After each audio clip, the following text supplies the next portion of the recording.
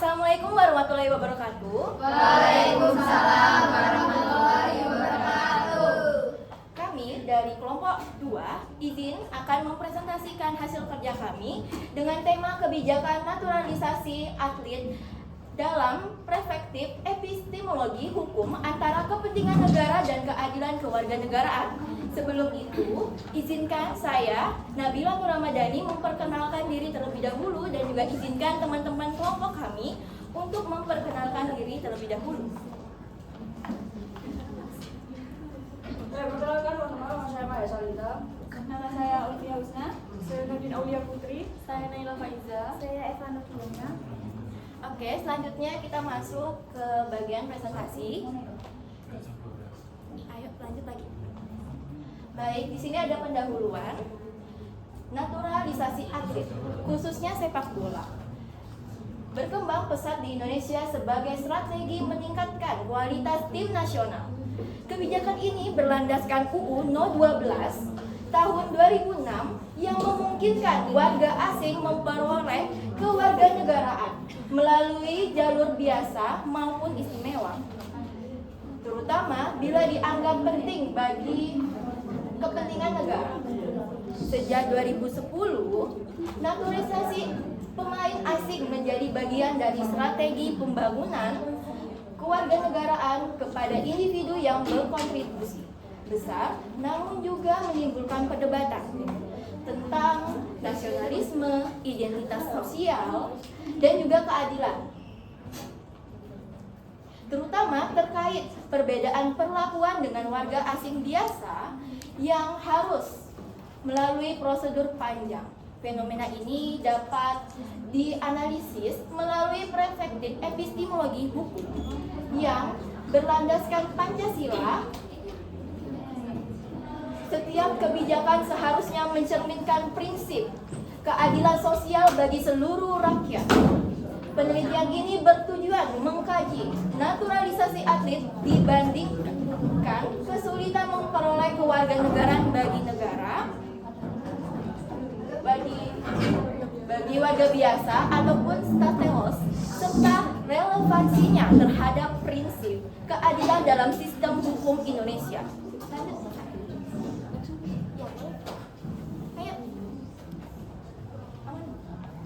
Dan berikutnya ada rumusan masalah. Yang pertama, rumusan masalahnya yaitu bagaimana politik hukum dalam kebijakan naturalisasi atlet sepak bola di Indonesia berdasarkan Undang-Undang Kewarganegaraan. Dan yang kedua yaitu bagaimana kebijakan naturalisasi atlet sepak bola ditinjau dari perspektif filsafat epistemologi hukum dalam kaitannya dengan nilai keadilan sosial dalam Pancasila. Dan yang ketiga yaitu bagaimana praktik naturalisasi atlet sepak bola untuk kepentingan tim nasional dibandingkan dengan proses memperoleh kewarganegaraan bagi warga biasa yang tidak memiliki kewarganegaraan. Oke, selanjutnya yaitu pembahasan politik hukum dalam kebijakan naturalisasi atlet sepak bola di Indonesia berdasarkan Undang-Undang Kewarganegaraan. Kebijakan naturalisasi atlet di Indonesia diatur dalam UU Nomor 12 Tahun 2006 tentang kewarganegaraan. Kebijakan ini dilakukan untuk membantu memperkuat tim nasional dalam pertandingan internasional. Jika dilihat dari epistemologi hukum, hal ini menunjukkan bahwa hukum bisa digunakan oleh negara sebagai cara untuk mencapai kepentingan tertentu termasuk di bidang olahraga. Selanjutnya kita masuk ke kebijakan naturalisasi atlet dalam perspektif epistemologi hukum dan keadilan sosial Pancasila.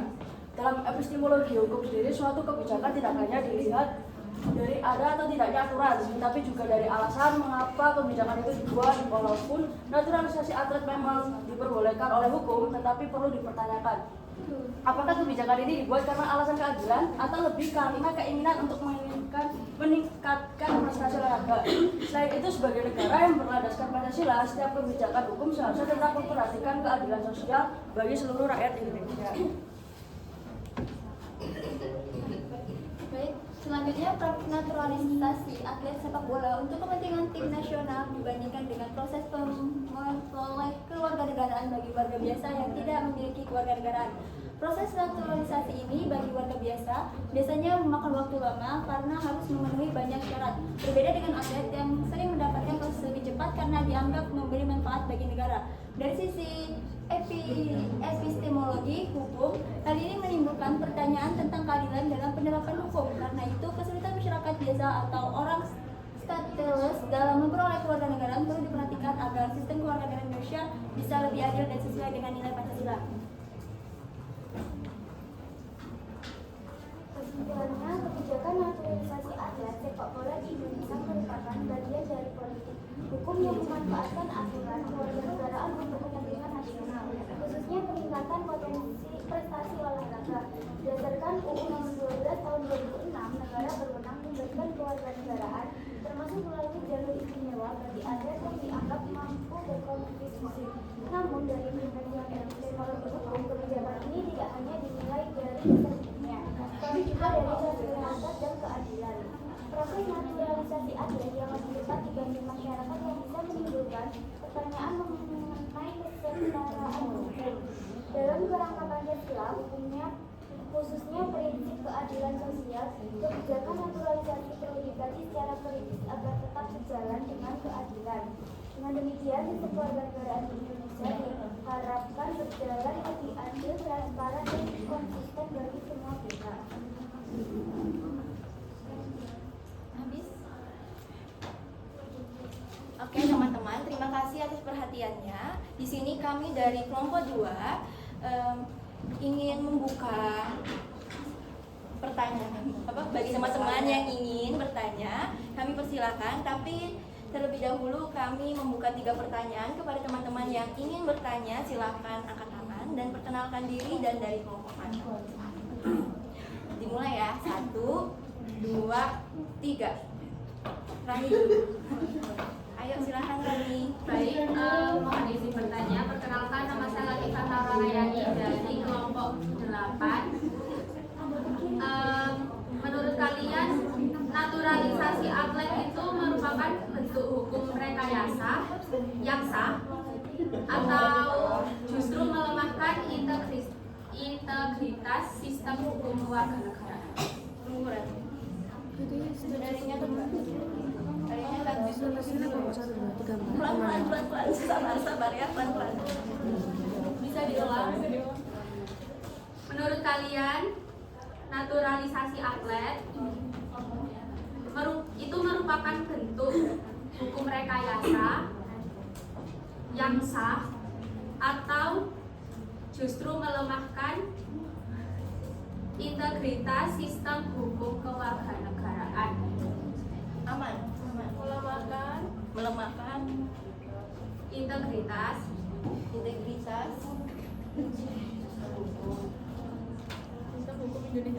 sistem hukum kewarganegaraan. sistem hukum kewarganegaraan. Bentar ya, didiskusi.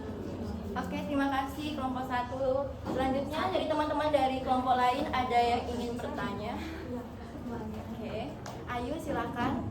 Baik, izin perkenalkan, nama saya Ayu Triningsih, saya dari kelompok 6. Izin bertanya, jika dilihat dari dasar kebijakan naturalisasi atlet yang didasarkan pada Undang-Undang Nomor 12, dari dasar kebijakan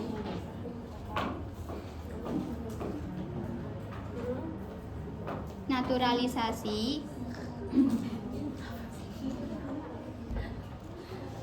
atlet yang didasarkan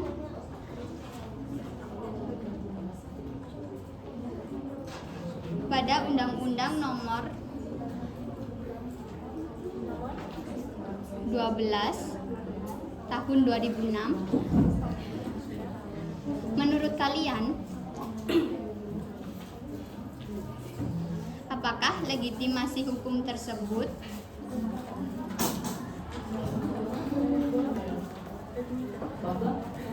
benar-benar menjamin keadilan sosial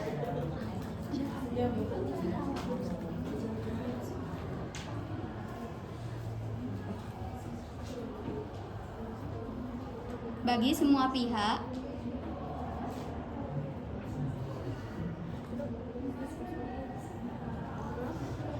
atau justru hanya menjadi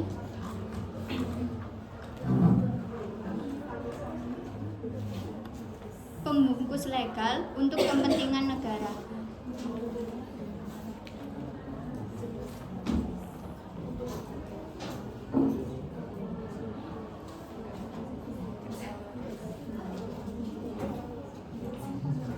Dah. Kita diskusi dulu ya. Ya. Satu lagi dong. Oke, boleh silakan sebutkan nama dan asal kelompoknya ya.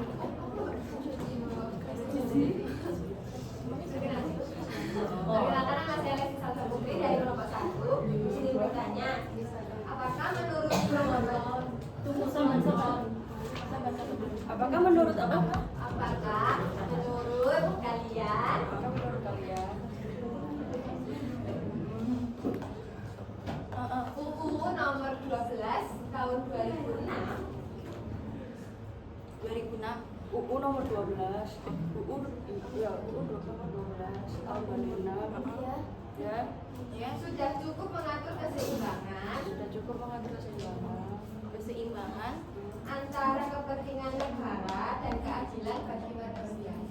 antara kepentingan negara dan keadilan bagi warga biasa. Itu aja. Ya, kepentingannya kan naturalisasi dan Oh iya, makasih ya. Ya. Oke teman-teman, karena sudah 3 pertanyaan, izinkan kelompok kami menampung pertanyaan teman-teman terlebih dahulu ya. Nanti kami buka sesi 2, sesi 3 dan seterusnya. Ditunggu ya, dan mohon izin juga kami dari kelompok 2 izin berdiskusi terlebih dahulu. Oke. Lesti dan ulang pertanyaan kamu saya tadi. Sudah kepentingan negara dan keadilan bagi warga biasa.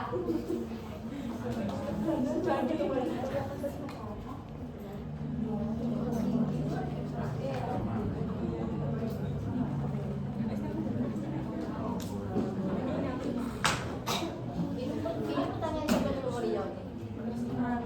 Yang pertama tadi, yang pertama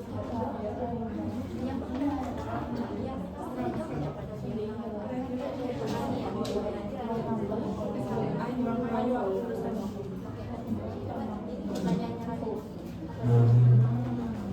Naturalisasi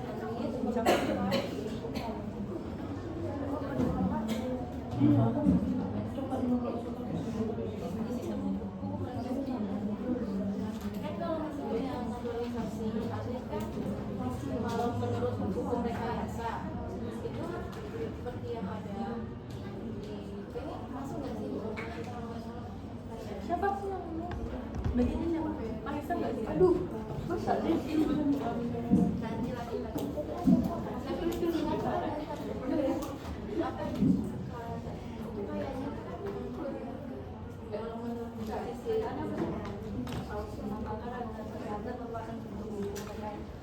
jadi apakah naturalisasi atlet itu kayak gitu hukum rekayasa kan berarti dia dibuat rekayasa.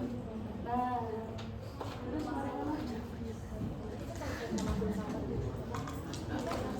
rekayasa terus tujuannya kenapa satu itu ada tujuan nah kan sudah berarti kan sudah ya jawabannya selanjutnya dari kamu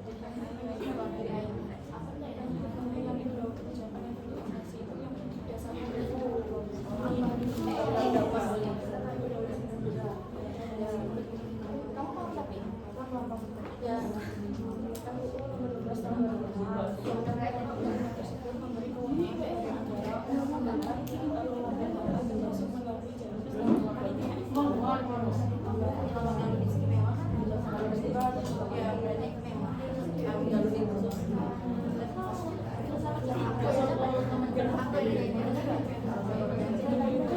kalau misalnya bisa mereka berarti oke mau pertanyaan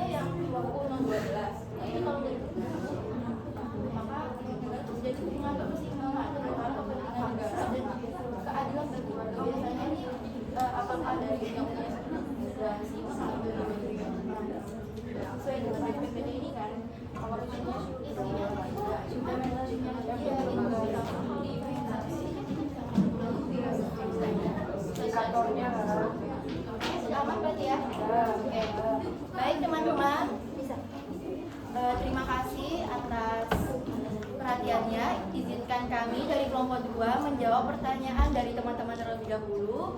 Yang pertama pertanyaan dari saudari Ayu. Silakan. Jadi pertanyaannya Ayu tadi, jika dilihat dari dasar kebijakan naturalisasi atlet yang didasarkan pada UU nomor 12 tahun 2006, menurut kalian apakah legitimasi benar-benar menjamin keadilan sosial bagi semua pihak atau justru hanya menjadi pembungkus legal untuk kepentingan negara?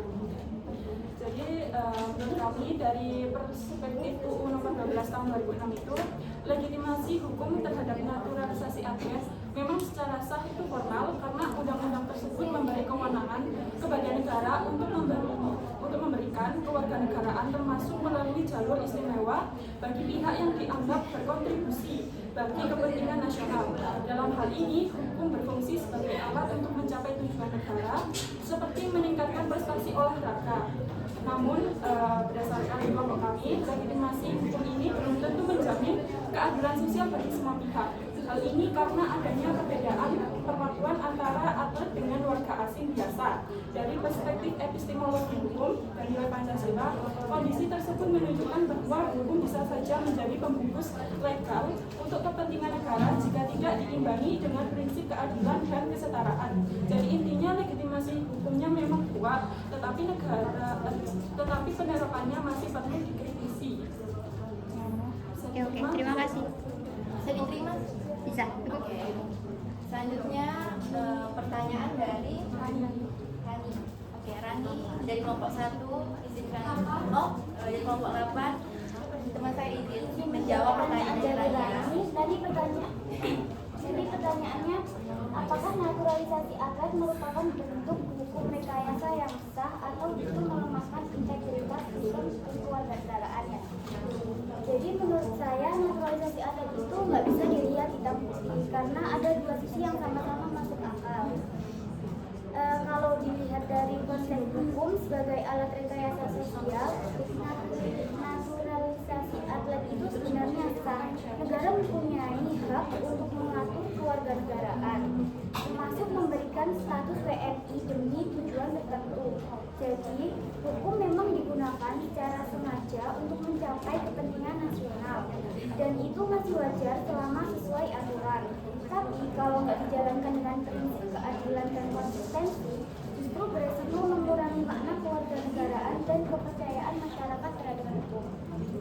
Oke. Baik, selanjutnya pertanyaan terakhir di sesi 1 ya, dari Mbak Salsa dari kelompok 1. Izinkan saya menjawab pertanyaannya ya. Izin nanya nih, bener nggak nih? Apakah menurut kelompok saya, kelompok 2, UU boleh slide-nya boleh di yang ini yang tadi. Nah, ini UU No 12 tahun 2006. Di dalam slide ini sudah dijelaskan juga. Nah, saya izin juga untuk menambahkan ya sesuai dengan pertanyaan yang telah Mbak Lesti berikan. Nah, dari UU No 12 tahun 2006 sebenarnya itu sudah berusaha menyeimbangkan kepentingan negara dan keadilan bagi warga. Karena di satu sisi ada aturan yang jelas dan sistematis otomatis. Nah, dari sistematis ini itu untuk semua orang. Jadi kalau dari perspektif epistemologi ya, UU nomor 12 tahun 2006 ini dia sudah menyeimbangkan. Tapi di sisi lain masih memberi ruang bagi negara untuk mengambil kebijakan khusus jika dianggap penting. Namun keseimbangan itu belum sepenuhnya muncul.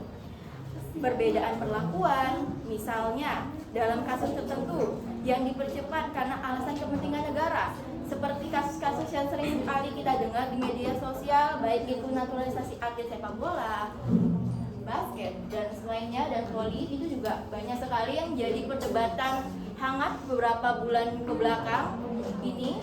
Nah, dari situlah juga kita bisa melihat, artinya secara konsep aturan ini sudah cukup baik, Tetapi secara penerapannya masih perlu dijaga agar tetap adil dan tidak hanya menguntungkan pihak tertentu saja. Nah, bagaimana sih caranya agar tetap adil tanpa menguntungkan pihak tertentu? Nah, yang penting itu aturan itu harus jelas ya. Pastinya harus jelas, harus konsisten dan berlaku untuk semua orang tanpa mengkhususkan atau mengistimewakan pihak-pihak tertentu.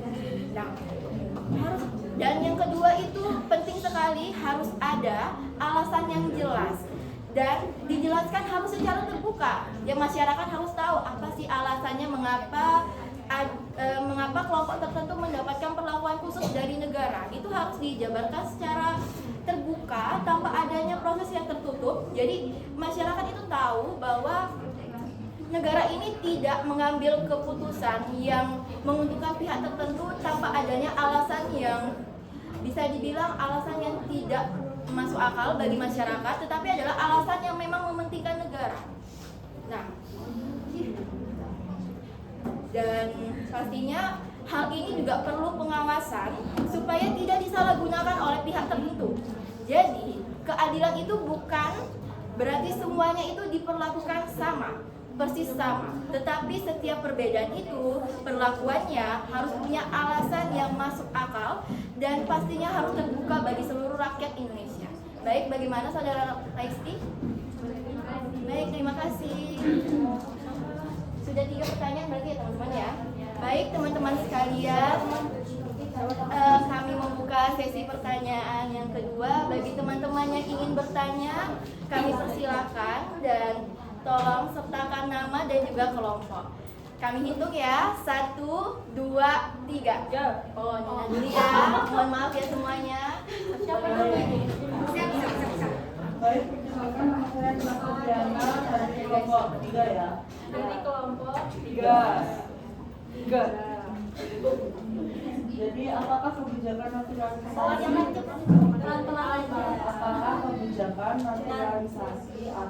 dapat digunakan? Naturalisasi atlet. Kita bukan cacikan 3. Ya. Nina, mohon maaf. Atlet dapat dibenarkan secara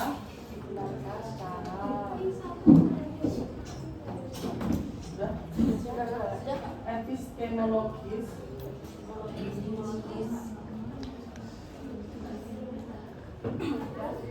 jika lebih mengutamakan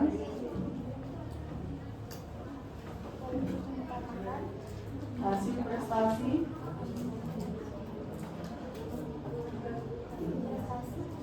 daripada proses keadilan.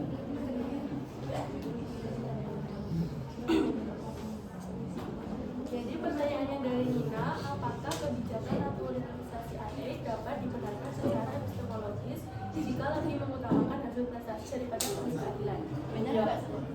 Tampung dulu ya, Kak. Kami tampung dulu ya. Baik teman-teman, ada yang bertanya lagi untuk 2 pertanyaan lagi ya. Kita bergeser Ayo, ke siapa nih? Ayo kita bergeser ke siapa? Kita hitung lagi gak sih biar seru ya? Ayo. Kita hitung dulu ya guys. 1, 2, 3. Nah, Denis dulu. Denis apa ini? Ayo. Kak ini aja dulu, Kak ini aja dulu. Tapi kita Denis lagi gak sih? Pemimpin sih, ya ampun. Oh, terserah aja ya udah Mbak ini dulu. Ini dulu guys. Perkenalan, Mbak. Perkenalkan nama saya Diana dari kelompok Dea Salsa bilang kurasi. kelompok 7 kalau nggak salah. Menurut kalian gimana harusnya standar keadilan diterapkan? Menurut kalian, Gimana harusnya standar keadilan diterapkan dalam menentukan atlet yang layak dinaturalisasi.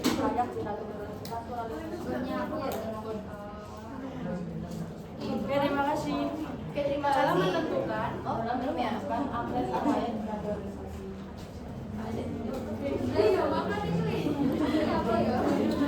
Ayo,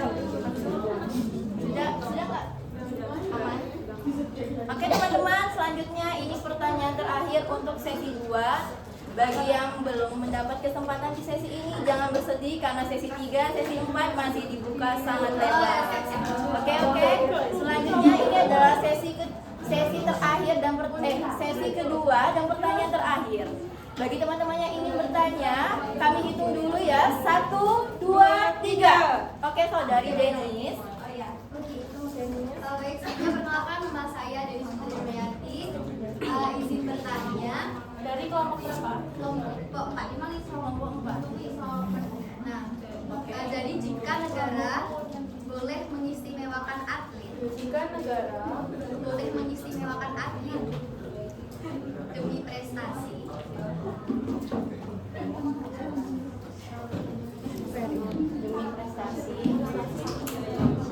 apakah di masa depan profesi lain juga layak melakukan sama? Saya ulangi lagi ya. Jika negara boleh mengistimewakan atlet demi prestasi, apakah di masa depan profesi lain juga layak diperlakukan sama?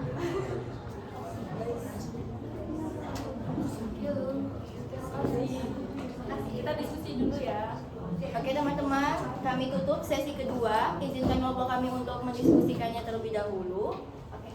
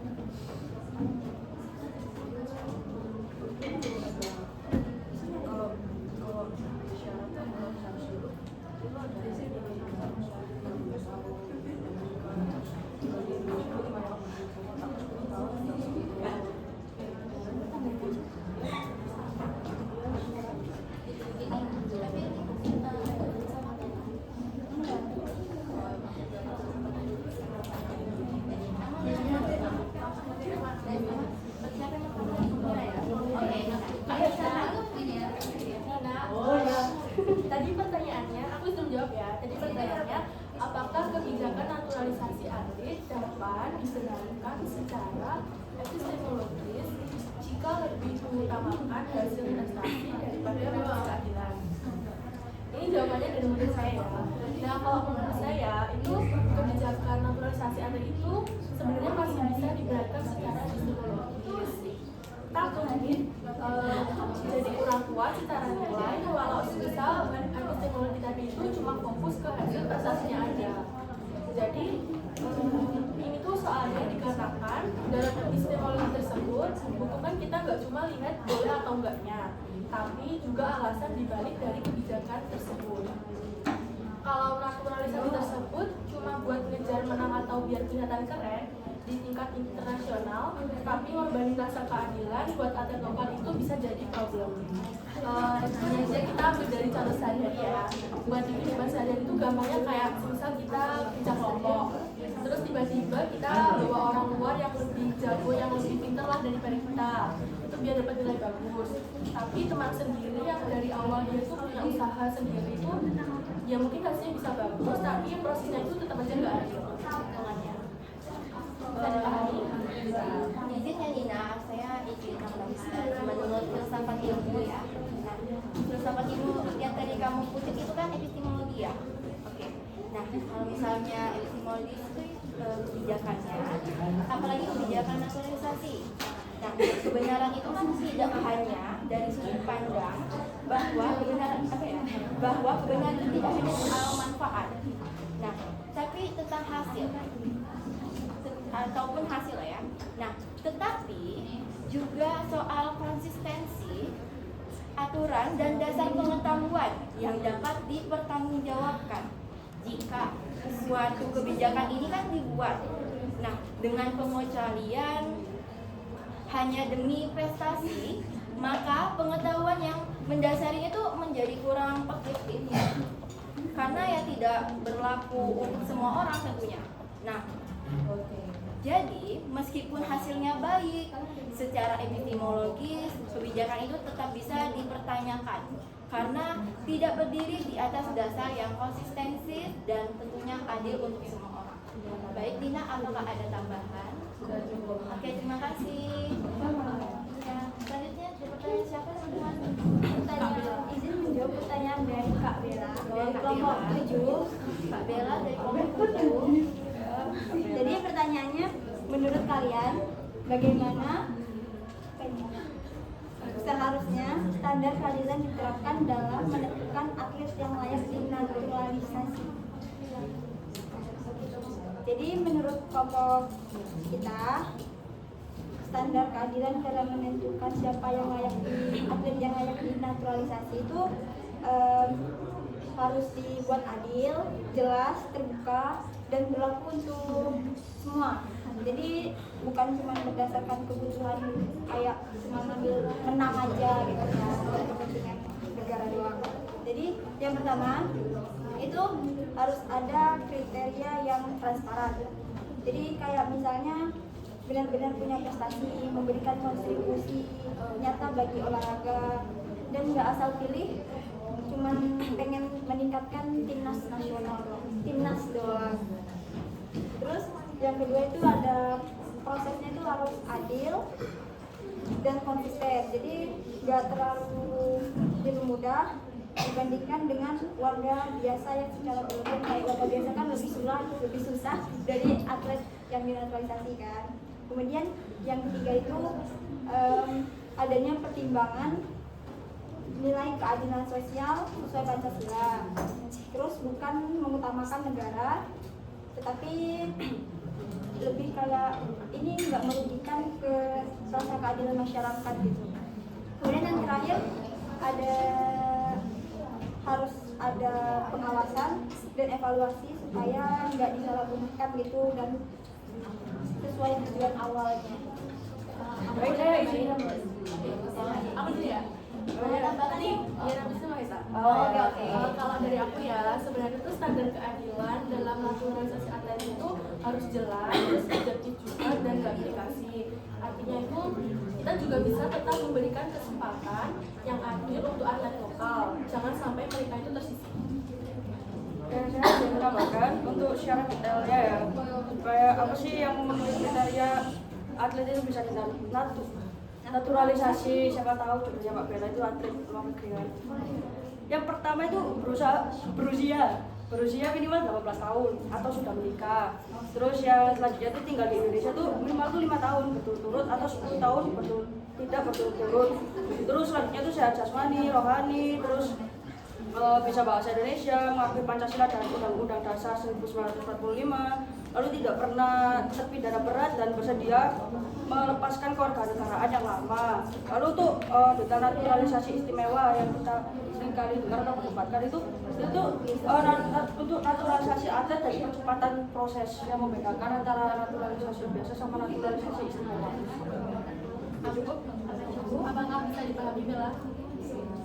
Oke, berikutnya ada pertanyaan dari Kak Denis kelompok 4. Oh iya. Untuk pertanyaan Kak Denis dari kelompok 4, yaitu jika negara boleh mengistimewakan atlet demi prestasi, apakah di masa depan profesi lain juga layak diperlakukan yang sama? Jadi saya ingin meng-highlight dulu ya. Jadi sebenarnya itu bisa, namun itu bukan masalahnya, itu bukan ada di profesinya. Yang penting itu tapi kontribusinya. Jadi kalau topik yang kelompok kami dapat itu kan mengenai naturalisasi atlet ya. apalagi terkhusus atlet sepak bola. Dan kita tahu sendiri di Indonesia tuh banyak orang yang demam sepak bola kan, apalagi timnas, terus habis itu ada ditambah atlet-atlet luar negeri kayak Justin Hubner, terus ya yang lain-lain ya yang mungkin saya kurang tahu juga karena saya bukan penggemar. Terus didukung juga sama Menteri Erick Thohir itu menteri ini kan PS ya, Presiden PSSI ya. Iya ya itulah kita kan sama-sama belajar ya. Nah itu kan. Terus banyak nih atlet-atlet dari negara-negara lain yang itu dinaturalisasi membela timnas supaya timnas itu lebih maju lagi kan. Nah saya lihat juga tuh kemarin di timnas itu isinya malah bukan timnas, tapi kayak tim Eropa. Muka-mukanya tuh kayak bukan muka Jawa yang dari Minang atau Betawi atau Sunda, bukan, itu kayak Jerman, Prancis dan lain-lain kan. Itu yang seringkali menjadi perdebatan sampai sekarang. Nah, jadi tuh sebenarnya itu bukan profesinya ya. Apalagi kan kita kalau cewek-cewek yang nggak suka sepak bola kan jadi kayak kok sepak bola kok dikhususkan kayak gini sih, kok naturalisasinya tuh cepet banget, sedangkan warga negara asing yang pengen jadi Indonesia tuh susah gitu loh. Terus kalau cuma diambil dari atlet apalagi atlet sepak bola tuh apakah profesi lain bakalan diarak diri kan sih buat dapat naturalisasi tersebut. Jadi ya apabila dari profesi lain itu juga mengusahakan mengajukan keistimewaan untuk proses ya, harus ada indikatornya. Jadi yang pertama indikatornya itu isinya tuh kepentingan negara yang jelas. Jadi negara itu mempunyai kepentingan yang jelas di dalam profesi tersebut. Kayak contohnya ilmuwan ya. Jadi kan negara itu punya kepentingan jelas mengenai teknologi yang akan ditemukan atau dinakes kan kita negara itu membutuhkan obat-obatan atau apa ya kan sesuai dengan urgensi yang negara itu hadapin. Lalu yang kedua itu extraordinary contribution atau kontribusi yang luar biasa. Terus untuk seleksi ketat dan terbatasnya itu loh. Terus transparansi dan tidak merusak keadilan. Itu syaratnya agar profesi-profesi lain itu dapat mendapatkan naturalisasi. Nah, jadi kalau negara hanya mengistimewakan atlet itu merupakan negara hanya fokus terhadap simbol atau medali aja atau reputasi ya. Terus tapi kalau dibuka buat profesi lain, negara itu akan melihat kepentingan nasional secara lebih luas. Dan namun apabila dibuka tanpa batas, bisa jadi komersialisasi kewarganegaraan. Nah, berarti kesimpulannya bisa, tetapi harus ada sebuah profesi ini harus memenuhi syarat-syarat yang sudah ada yang kamu sebut tadi ya, Bro? Ya karena untuk mencapai naturalisasi kan sebenarnya itu sudah ada indikator yang jelas. Namun seringkali yang dipermasalahkan itu indikator hal itu tuh ketika mengimplementasikannya tuh kenapa kok berbeda terhadap atlet-atlet yang menunjukkan prestasinya mendapat medali atau mendapat itu kan karena dukungan juga dari masyarakat. Apabila masyarakat memiliki hobi atau kesenangan yang luas di dalam bidang hiburan tersebut itu kan otomatis negara akan lebih mendorong dan lebih mendukung gitu loh, lebih cepat. Terima kasih. Itu ya teman-teman ya, sabar ya. Oke. Baik teman-teman, ini sesi terakhir sepertinya. Jadi kami di sini membuka kesempatan bagi teman-teman yang ingin bertanya di sesi ketiga ini. Dan kembali lagi kami membatasi 3 pertanyaan bagi orang tercepat yang mengangkat tangannya ketika saya telah menyebutkan nomor 3 atau angka ketiga. Oke? Kita mulai teman-teman. 1, 2, 3. Ke Okta dulu. Okta ya.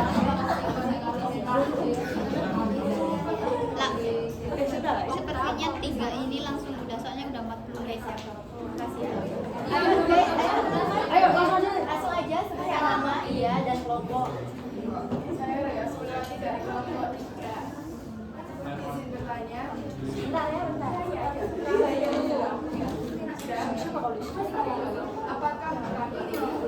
Apakah berarti naturalisasi istimewa untuk anak mencerminkan diskriminasi istimewa prioritas negara istimewa untuk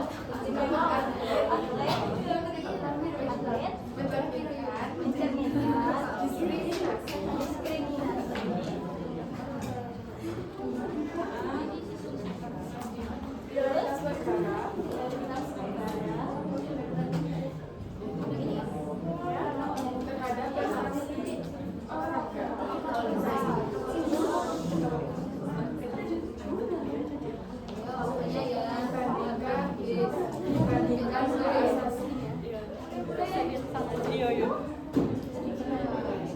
Hak asasi kewarganegaraan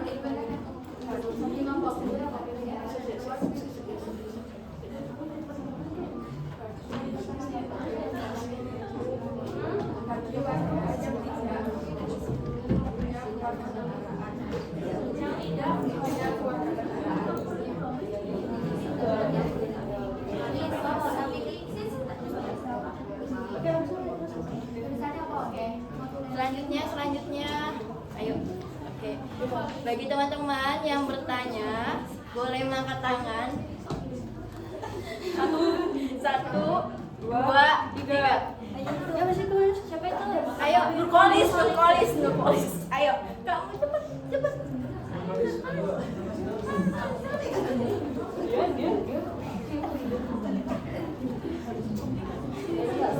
Ayo, Kolis. Ayo durasi kol.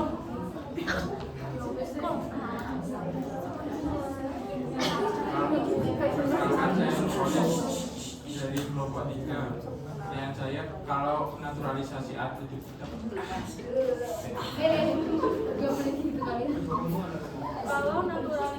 kalau naturalisasi atlet itu dipercepat karena dianggap membutuhkan negara, apakah hal tersebut bisa dianggap wajar? Pelan-pelan. Kalau naturalisasi atlet dipercepat, karena dianggap apa? Karena dianggap membutuhkan negara, apakah hal tersebut masih bisa dianggap wajar? Sedangkan warga asing biasa harus melalui proses yang panjang.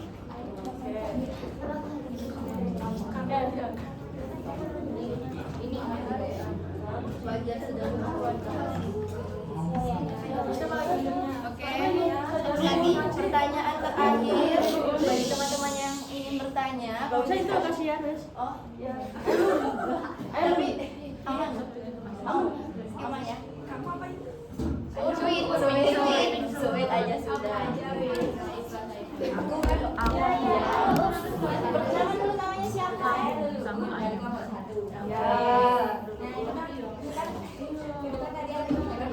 Naturalisasi. Nah, itu tuh apakah keberhasilan naturalisasi atlet itu dari lewat tadi atau perlu juga indikator keadilan kewarganegaraan yang nyata yang keberhasilan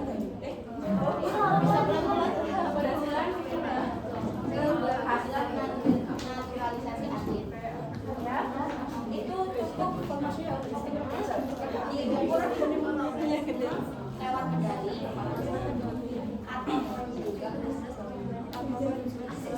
indikator keadilan kewarganegaraan yang nyata dan dapat baik, terima kasih pertanyaannya. Lanjut berdiskusi dulu ya.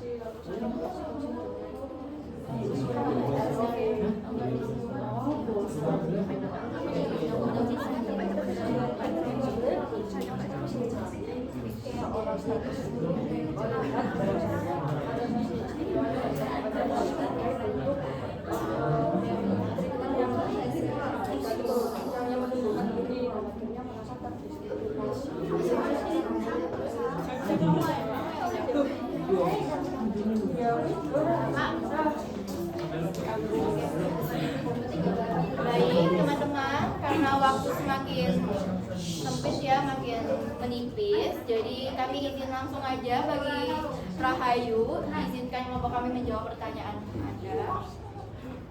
Ya, jadi saya menjawab untuk pertanyaannya Kak Rahayu. Apakah praktik naturalisasi istimewa untuk atlet mencerminkan diskriminasi prioritas negara terhadap prestasi olahraga dibandingkan hak asasi kewarganegaraan bagi warga yang tidak mempunyai kewarganegaraan? Ya, sebenarnya mengenai praktik naturalisasi istimewa sendiri itu menurut kami ya, itu tidak mencerminkan treatment diskriminasi sih.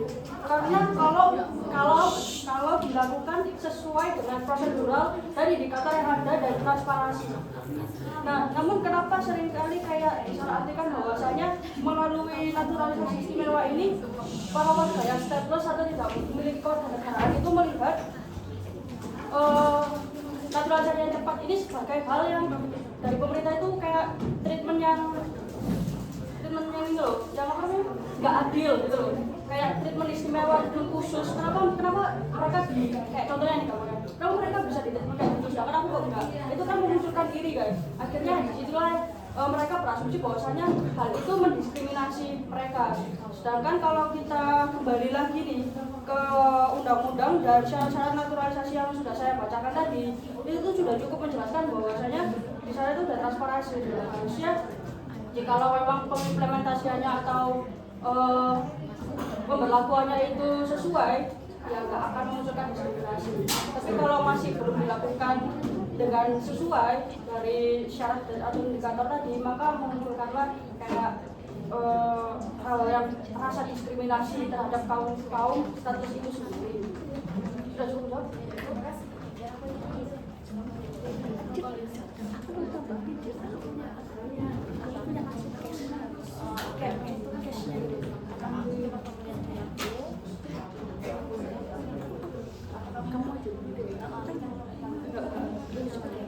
Oke, izinkan saya menjawab pertanyaan dari Nurpolis. Polis, ini kan pertanyaan kamu, kalau misalnya naturalisasi atlet dipercepat karena dianggap menguntungkan negara, apakah hal tersebut masih bisa dianggap wajar? Sedangkan warga asing biasa harus melalui proses panjang. Percepatan naturalisasi atlet bisa dianggap wajar jika dilihat dari sisi kemanfaatannya, karena negara berusaha mendapatkan hasil yang cepat dan nyata seperti prestasi dan kebanggaan nasional. Tetapi di sisi lain ini juga menimbulkan persoalan keadilan karena warga asing biasa harus melalui proses yang sangat panjang tanpa perlakuan khusus. Artinya kebijakan ini sebenarnya berada di antara dua kepentingan, yaitu efisiensi dan juga kesetaraan. Secara tujuan mungkin masuk akal, tetapi secara prinsip bisa diperdebatkan karena tidak semua orang diperlakukan sama. Jadi apakah itu wajar apa tidak tergantung sudut pandang yang digunakan. Apakah lebih menekankan kepada manfaat bagi negara atau keadilan bagi setiap individu. Lalu saya izin menambahkan ya. Jadi kan tadi teman saya sudah menjelaskan bahwasanya bila negara itu lebih memprioritaskan mengenai rasanya kayak kemenangan secara fisik dan secara popularitas ya, bukan kontribusi, maka itu sangat menurut saya harus lebih lagi caranya itu di apa ya? Ini loh. Caranya harus lebih dihati-hatikan. Karena saya mempunyai contoh case ya, atau contoh kasusnya sendiri. Jadi maaf ya kalau misalnya sharing dikit ya, tapi ini kayak bisa menambah masa dulu. Jadi saya waktu itu tuh punya gereja. Jadi gereja saya tuh waktu itu dua. Yang satunya itu gereja hari Minggu, yang satunya hari Sabtu, tapi udah pindah kan. Nah yang gereja hari Minggu ini tuh punyanya orang Korea. Jadi pendetanya ini misionaris dari Korea. Lalu dia ke Indonesia. Nah selama dia tinggal di Indonesia itu dia menggunakan nanti bentar lagi ya. Dan waktu dia ke Indonesia ini dia menggunakan visa. Akhirnya ketika dia itu kan misionaris nih. Misionaris kan tujuannya itu kayak kalau jemaat-jemaat gitu loh, membentuk jemaat, terus bikinlah tempat ibadah. Akhirnya dia tinggal di Indonesia tuh udah berpuluhan tahun, terus dia bisa bikin gereja, bisa bikin sekolah. Nah, tapi kalau kita kan tahu ya, kalau kita belajar hukum itu kalau orang asing punya aset di Indonesia itu kan susah. Ya, buat beli rumah aja susah. Jangan kan rumah, beli mobil aja nggak bisa, harus minjem nama kan. Kalau nggak gitu kita harus married sama warlock gitu kan. Nah, pendeta saya ini sayangnya istrinya itu udah warga Korea. Nah, terus itu mau dapat perizinan ini tuh susah gitu loh. Jadi beliau ini harus pindah ke warganegaraan jadi BNI. Tapi ketika beliau ini memasukkan atau mengajukan perpindahan, itu tuh susahnya minta ampun. Kayak habis satu kali pengajuan itu kayak sekitar 100 juta ke atas lah. Itu buat pengajuan, tapi nggak bisa, tolak lagi, ngajuin lagi, ditolak lagi, ngajuin terus, tolak sampai. Tapi kan itu benar-benar penting kan, karena sekolahnya udah di gereja udah jadi. Mau nggak mau terus ngajuin, akhirnya dapat itu KTP, mau buat KTP aja. Terus ketika udah dapat, si istrinya ini gimana? Istrinya ini tetap jadi warga negara Korea, tapi kan suaminya udah jadi warga negara Indonesia. Jadi itu aman gitu. Nah, itu yang saya sayangkan. Karena apa? Karena dari cerita saya tadi kan pendeta ini kan punya tujuan itu yang baik kan. Bikin tempat ibadah, terus bikin sekolah. Kan itu salah satu mendukung mencerdaskan kehidupan bangsa kita kan. Nah, kalau dilihat dari sudut pandang apabila naturalisasi itu melihat kontribusinya, harusnya pendeta saya itu dipermudahkan loh. Harusnya jalannya itu dipermudahkan juga daripada harus atlet. Kalau atlet itu mereka mungkin mengejar popularitas ya. Kalau dapat medali ngangkat piala dunia kan kayak wah Indonesia gini kan. Tapi hal yang sebenarnya lebih, ya saya setuju. Ya, tapi yang lebih bermakna lagi kan hal yang nggak seharusnya itu apa ya langsung sekejap mata instan terlihat gitu loh. Melalui proses kayak warga negara asing ketika punya sekolah, punya tempat ibadah itu kan membantu masyarakat yang ada gitu kan. Dan itu harusnya dia dapat hak yang serupa juga. Bahwasanya naturalisasinya dia tuh nggak dipersulit atau prosesnya nggak diperpanjang gitu sampai memajukan berkali-kali dan habis ratusan juta, tapi lama gitu loh, nggak secepat pengurusan atlet. Ini jawaban pertanyaan terakhir ya. Langsung aja jawaban nggak apa-apa? Langsung aja jawabannya ya. Jadi apa sih naturalisasi atlet tadi itu cukup lewat medali sebagai tanda keberhasilan atau perlu indikator pelajaran keluarga yang ada dan bisa diamati. Jadi keberhasilan itu nggak bisa dilihat doang dari medali aja. Jadi medali itu memang tanda menang dalam pertandingan, tapi itu cuma menunjukkan keberhasilan beberapa atlet aja. Kalau mau adil, kita juga harus melihat hal lainnya, misalnya apakah semua orang punya kesempatan yang sama untuk jadi warga negara atau apakah hanya atlet saja yang dipermudah. Soalnya dalam kenyataannya atlet bisa lebih cepat dalam kewarganegaraan, sementara yang warga biasa atau warga mati pengen ke sini tanpa jalur istimewa itu susah kan, sulit, kayak seperti ceritanya si Maesa tadi. Jadi selain medali, kita juga harus melihat apakah yang dibuat itu adil dalam semua orang. Dengan begitu kita juga bisa tahu kalau kebenaran itu bukan cuma asal menang, tapi juga soal keadilan bagi semua. Baik, oke, terima kasih semuanya. Mohon maaf atas kesalahan ataupun kesalahan kata dari kelompok kami ataupun ada jawaban yang mungkin kurang. Dan terima kasih juga atas waktu yang teman-teman berikan. Mohon maaf karena telah menyita waktu teman-teman sekalian. Oke, terima kasih dan saya akhiri. Wassalamualaikum warahmatullahi